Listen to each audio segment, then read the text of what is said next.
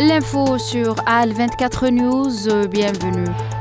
Le président de la République algérienne, Abdelmadjid Tebboune, a décidé de ne pas participer personnellement au sommet arabe d'urgence qu'abritera la République arabe d'Égypte le 4 mars.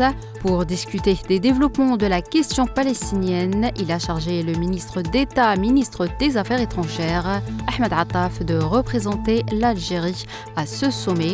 Cette décision intervient dans le contexte des déséquilibres et des lacunes qui ont entaché le processus de préparation de ce sommet, dans la mesure où ce dernier a été monopolisé par un groupe limité et étroit de pays arabes qui ont accaparé la préparation des outcomes du prochain sommet du Caire sans aucune coordination avec le reste des pays arabes qui sont tous concernés par la question palestinienne.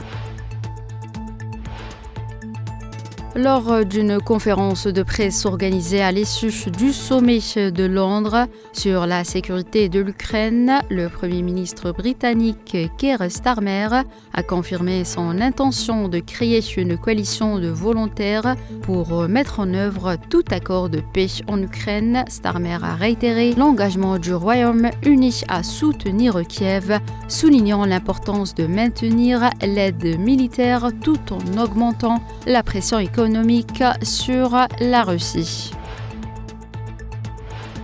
Les déclarations de Volodymyr Zelensky à la Maison-Blanche ont montré que Kiev ne voulait pas la paix et n'était pas prêt à négocier. Les efforts de la Russie et les États-Unis ne suffisent pas à eux seuls pour parvenir à un règlement, a souligné ce lundi le porte-parole de la présidence russe Dmitry Peskov lors d'un point de presse. Les États-Unis devraient penser à lutter contre les migrants illégaux, le trafic de drogue et la criminalité. Nous devrions moins nous soucier du président russe et nous préoccuper davantage des bandes de migrants violents, des barons de la drogue, des assassins et des personnes issues d'hôpitaux psychiatriques qui entrent dans notre pays afin que nous ne finissions pas comme l'Europe, a écrit Trump sur le réseau social Truth Social.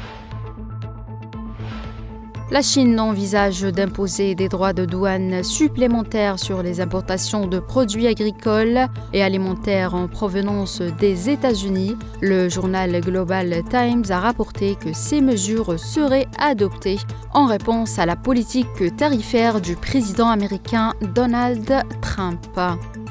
C'est la fin de cette édition. Merci de l'avoir suivi.